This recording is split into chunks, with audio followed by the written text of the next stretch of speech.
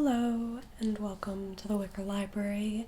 My name is Aaliyah. So glad you can be here with us today. I have basically finished my finals for the semester, which is very exciting. I am so ready to go home for winter break and just relax and not have any classes to do work in, and yeah, so I'm very excited to be technically done with all of that. There's still a few assignments I still have to edit and actually turn in, a few last things, but they're basically done. I'm telling myself I'm done with it all. So I have been not reading all that much. I've been reading but not prioritizing reading. I've obviously been prioritizing homework and school. So I'm excited to take this video and take this time to finally start prioritizing reading again. This is going to be a reading vlog, and I'm not going to end the vlog until I have found a 5-star read. And I want an emotional 5-star read. I haven't read one in quite a while. I just recently temporarily DNF'd a book I was really excited for, The Baker Thief. I just was not vibing with it. I felt it putting me in a reading slump, and I just decided that no, I'm going to pick up books that I really hope I'm going to have fun with and enjoy. And I'm still reading Ninth House by Leigh Bardugo. This is a reread, and I'm listening to it on audiobook. I'm a little over halfway through. I don't think it's going to be a 5-star, even though the first time I read it I gave it 5 stars, but that was just kind of a, oh my god, the vibes are so good, this can be a 5-star. I wasn't reading very critically back then. This is most likely going to be around a 4, because I am enjoying it. I'm excited to read the second book. But yeah, I'm definitely going to finish this book in this video, hopefully, and it will not be the end of this video. But I am also reading Half a Soul by Olivia Atwater. I picked this up because I saw Books and Lala really enjoy it, and we have relatively similar taste. I'm like 60 pages into it and I'm having a blast. This is just so much fun. It's basically Bridgerton meets Emily Wilde's Encyclopaedia of Faeries, which was a book I really enjoyed. Bridgerton, I didn't really love it, but the energy in the time period was really fun. So Regency era fairy shenanigans. It's very lighthearted and enjoyable so far. I don't know if it'll be a 5-star. Probably won't. Probably, and again, hopefully around like a 4-star, but it could surprise me, and this could be a very short video. But I have a few other books that are on my TBR, of course. I'm going to be focusing on any books that I've mentioned in TBR videos or tag videos, because I really do want to prioritize the books I've already said I will read. So that is the introduction to this vlog, and I will get back to you once I finish a book, and we'll see if it's 5 stars.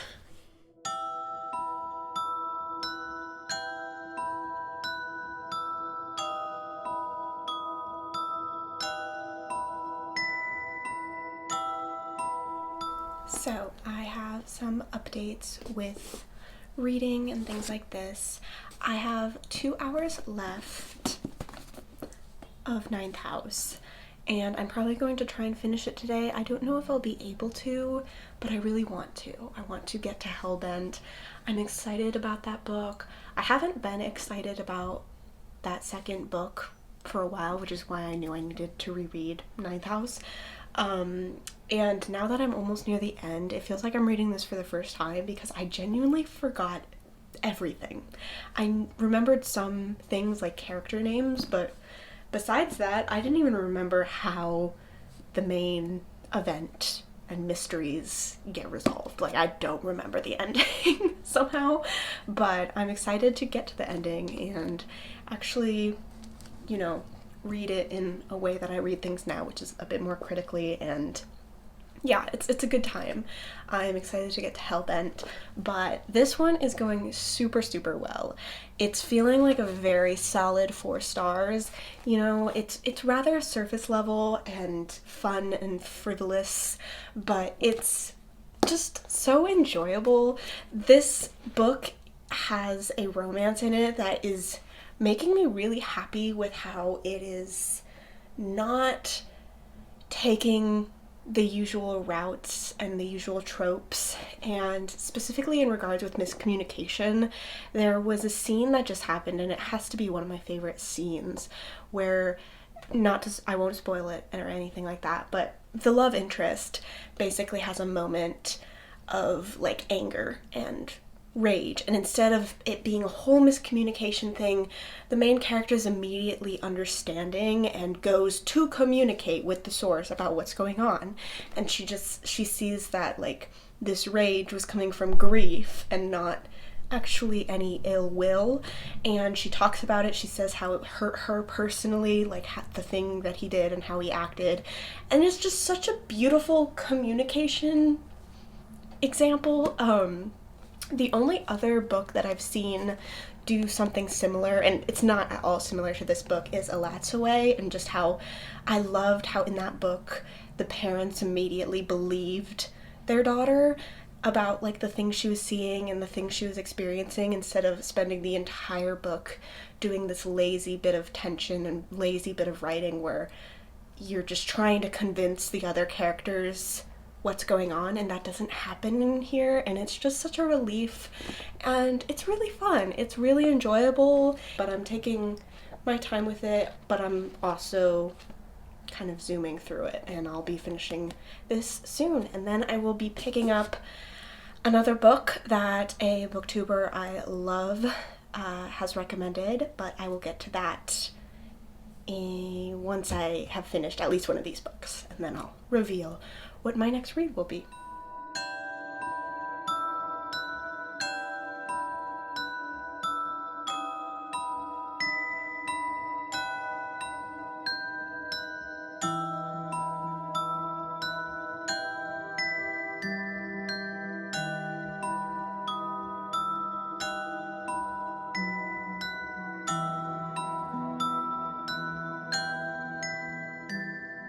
We are back. We are joined today by Duke. I thought I would light a candle here. I have one from Satisfiction. Both my candles that I've been lighting in this video are actually from Satisfiction. I think all of my candles are from them. I love their bookish boxes a lot. And they have these like woodwick candles that make a little crackling sound, and they're so much fun. So I've been having a relatively chill night, all things considered. I had a good shift at work. During that shift at work, I finished reading Ninth House, or rereading Ninth House. I have no idea what to rate it. I think I might leave it unrated. It's not a 5-star, but it is a high 4-star. Somehow reading it over the course of a month and taking my time with it and really stopping to appreciate the craft of that book and the world building and the characterization, all of the things that I really love from Leigh Bardugo, I was able to really catch this time around. And although the plotting was relatively messy, I did enjoy the reveals, even if the way things were revealed were very villain monologue-y, and you can read and listen to so many reviews out there of Ninth House. People have said their piece, and it's a very polarizing book. I happen to fall on the side of things where I enjoyed it. It was a good time. I'm most excited to start reading Hellbent. I read like the prologue just now, and I'm ready for it. I think I'll really enjoy it. I don't know, again, if it'll be a 5-star. This is what this vlog is about. I have also been reading more of Half a Soul. This has just been a fun time. Has it been a serious time? No. Has it been a fantastic time, though? Yes, it has. But after that, I think I'm going to be picking up Self-Made Boys by Anna Marie McLemore.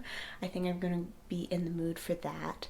And that book is one of my dear friend Anya's favorite books. She also happens to have a YouTube channel, and I'll link that below. Would definitely check it out. ignore the New York sirens. Yeah, so those are the reading plans. Those are the plans for the rest of the night. I'm going to read all of tomorrow as well. I had my last shift at work today before I leave for California. So those are the updates, and I'm going to head to bed. I've done lots of self-care today. I'm ready to do more and go home soon because I just kind of want to be home with my family and things like that. But yeah, those are the reading updates, and I will see you all in the next clip. So we have finished another book. I will be giving it between a 4 and 4.5 star. I don't know what to rate it yet because I loved so much of it. Like, just so much of it. This was so much fun. It follows this young girl as she's an adult though. This is an adult novel, not like high adult. Young readers can definitely read it and enjoy it, but it follows adult characters, and it was just so much fun. It follows this girl who has had half of her soul, and I use quotation marks because I'll get into why, but she has had half of her soul stolen by a fairy lord when she was younger, and so she's grown up in this Regency era where it's like marriage and very Bridgerton energy. I know that's the only real Regency era thing I have to compare it to, but it really fits, especially with all of the marriage plot that goes on. But it is so funny, it's so lighthearted, and the characters are just so incredibly enjoyable, especially our main character. I loved her so dearly. I've been reading online and I've validated this feeling personally that I had while reading, and our main character Dora reads as very neurodivergent, which I clocked kind of immediately, and I'd be curious to know what the author thinks on writing this character, because coming at it from a disability studies lens, which I want to clarify, I'm not personally neurodivergent, so I don't want to speak over anyone, and I couldn't really find any own voices reviewers to link to, but I just wanted to put that out, and I'll put my own opinion out there. But if I overstep in any way, feel free to comment and correct me, or DM me privately or anything like that. Feel free to talk to me about it. But coming at this from a disability studies perspective, which has been my main focus in college in the last 3 years,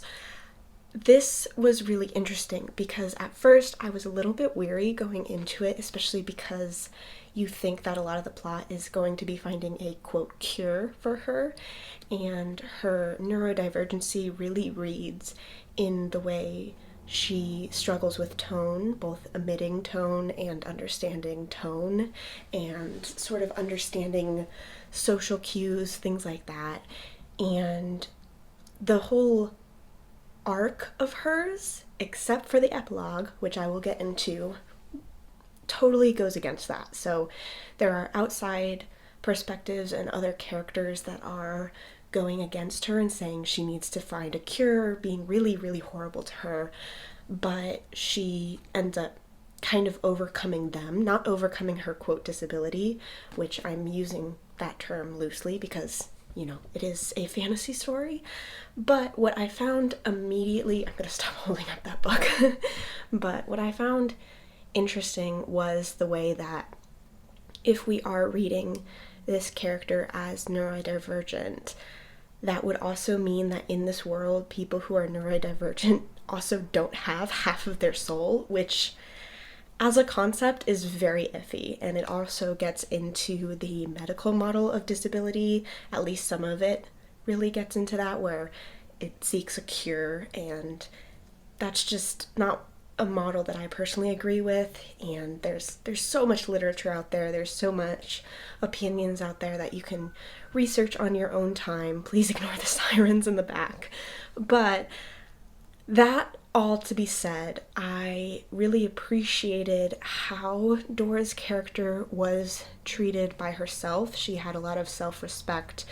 Her confidence went up throughout, and her love interest loves and sees her and falls in love with her as she is, with, quote, half a soul. And I really appreciated a lot of the lines that were like, you're perfect as you are, basically, and you know, it's society that is the issue, and it's these other characters that are feeding you these lines and these opinions and these ableist comments, if you're, again, reading this in this specific, with this specific lens. And it was really interesting because again, I'm not going to be a spokesperson at all for how it was handled or if it should have been handled at all, but personally, as I was reading it, I, in the initial bit, kind of had a problem with it. Not a problem with it, but I was a bit weary about it. My anxieties and my nervousness was kind of baited as it went on, and it seemed to not be an issue, and it seemed to be something that was being dealt with care, until the very last line of the epilogue, which I don't really believe is a spoiler, but if you want to skip, you can just skip to the next section of this like timestamp that I'll leave. But the epilogue, and not even the last chapter is basically like, whole thing is like, love yourself, accept yourself, who you are. She doesn't get, quote, cured or anything like that, and it's really nice. And I even commented, I even like wrote and annotated, I'm so glad they went this route instead of another route. And then in the last line of the epilogue, which is only 2 pages, it kind of hints at the fact that she was actually cured eventually. And she like joined her 2 souls together. And it's just, if that epilogue wasn't there, it would be so much better and so much more impactful and relatable. I personally related a lot to Dora and just how she sees the cracks in kind of the world and doesn't really understand some social cues and tones. That's something I sometimes struggle with.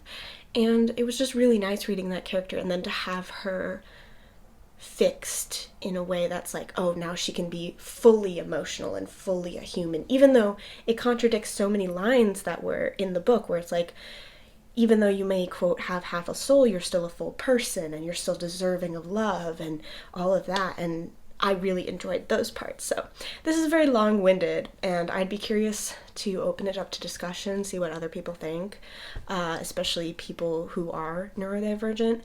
And so I just wanted to put that out there because it's also, this is a series, and I know that these 2 characters are returning characters in some novellas and some one-offs, so I do definitely want to continue the series just from an enjoyment standpoint, but I also want to see how Dora's character is handled, and if she actually did, in the last line of the dialogue, or the last line of the epilogue, ended up that whole thing, because it was I don't want to get too into it because I don't want to fully spoil things, and if I get more into it than that, I definitely will. But yeah, I'm curious what people think. And besides that, it opened a lot of discussion and just had me really thinking deeply about it, about such a small, very sweet book, but I think you can definitely use a disability studies lens on so much literature, and it's one that I can't really turn on and off, so I just thought that I would talk about it. So that being said, I will be reading this because of my friend's suggestion, and my friend is also a booktuber. Their channel is called Anya Soon, her whole name, and I'll link it below. I love her videos a lot, and they really recommend this book, so I'm excited to dig into it. I just know it's a great Gatsby retelling. It's queer, and I know the author themselves is neurodivergent, and they usually insert neurodivergent representation into their book too, so I'm excited for that. And I was put into the mood because of Half a Soul to read more kind of frivolous, I know Gatsby isn't Regency era by any means, but you know, those historical fiction fantasy books. So I will be digging into this next.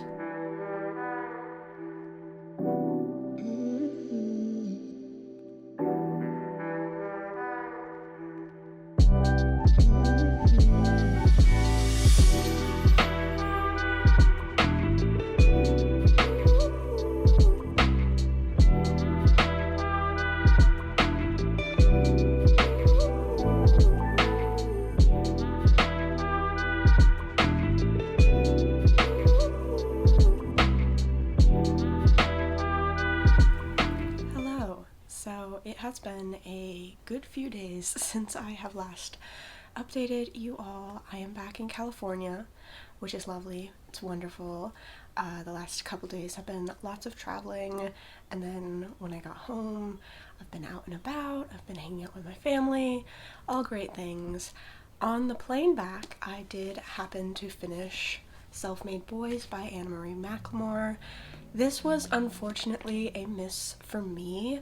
I can totally understand why people love it, why people would recommend it. I enjoyed most of my reading experience. I just got a little frustrated at the characters and their actions, and also just how the characters in this book didn't have any chemistry to me, and the entire first 3/4, I would say, of the book is the most outlandish and hard to believe miscommunication.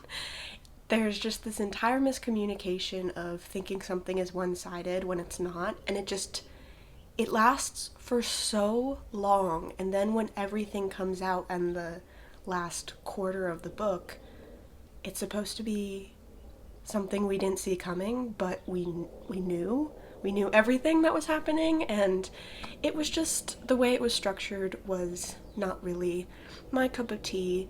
And yeah, so it was unfortunately probably a low 3 stars for me, definitely not a 5-star. I do love Anna Marie McLemore's writing though, and I will continue to pick up books by them. But this one specifically, it didn't really give me the magic that their storytelling usually gives me, and that could be because it's a retelling based in an imprint of a bunch of different remixes of classics and things like that. But, alas, this wasn't really what I wanted it to be, but that's okay. I did technically read a 5-star recently, but it was the 5th volume of Heartstopper, and I don't know if I want to count that as the 5-star to end this vlog, because that's basically a given 5-star. That entire comic series has been 5 stars for me, and I don't think that volume alone, standing alone, is 5 stars, but with the other books in the series, it's 5 stars. You know what I mean? So that being said, I am going to continue this vlog, and right now I have picked up a book that I'm really thinking is going to be the 5-star to end this video, and that is The Late Americans by Brandon Taylor. I have been promising to read this book for a long ass time, but I'm doing it. I'm doing it now. I'm 2 pages in. This man can write. He can write so well, and the characterization of 2 pages in is already insane. So I'm very excited to continue this book.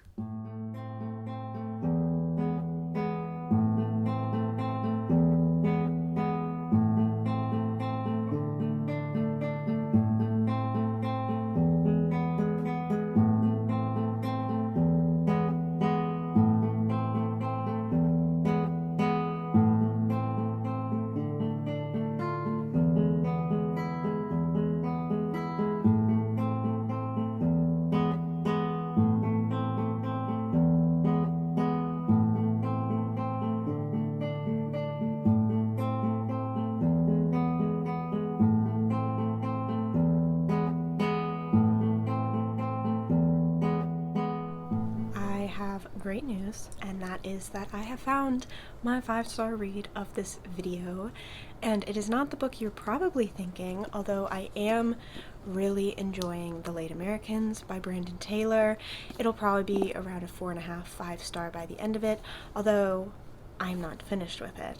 I did recently finish, on the first day of 2024, Happy New Year, by the way, I finished Don't Go Without Me by Rosemary Valero O'Connell, and this was so kindly gifted to me for Christmas from my bestie Julia, so everyone can thank them for putting me on this. I've been looking for it forever, and I believe it's out of print and is only in a select few places, and they found me a copy. It's one of their favorites, and it's now one of my favorites as well. I have been influenced. This is 3 collected short stories told in the most beautiful art style, like ever. Okay, the color scheme, the character design, especially the design of the characters in the first like story, stunning, amazing, immaculate. I cannot wait to pick up more from this artist and author. I know they are coming out with a much bigger graphic novel in the next couple of years. I hope it's sooner than that, but I know it's on the way. And this is just such a beautiful collection of stories. I am such a huge fan of short stories, and I never thought I would pick up a short story collection in graphic novel form, but now that I have, I need to do more of that because this was perfect. All 3 stories were really, really lovely. The third one had me near tears. I didn't cry, but I thought about it. Okay, the third story, I won't tell you anything about any of the stories except what's on the back, because I think it puts it as plainly and simply and without spoiling any of it. And that is, in the first story, 2 lovers get separated on a night out in a parallel dimension. Story 2, a ship that runs on memories malfunctions in the dead of space. And story 3, a giant prophesies to wake from its centuries-long slumber beneath the sea. It's magical realism galore. It is beautiful, both storytelling, both writing, and the art itself is, of course, just stunning. So this is easily the 5-star to end this video, and I just wanted to say thank you so much for sticking around, watching me read a bunch of books. I've enjoyed most of them, to be honest. Even the ones that weren't 5 stars, I was happy I picked up, and I'm very happy I found this book because, oh my gosh, what a way to start off the year. I'm so excited to continue with the Late Americans, and hopefully this year will be all about picking up books that I know I'm going to enjoy, know I'm going to love, and that speak to me. And so yeah, I'm excited for more videos this year. Thank you so much for coming along. And if you liked this video, feel free to subscribe if you're not already, like the video, comment, all of that jazz, and I will see you in the next video.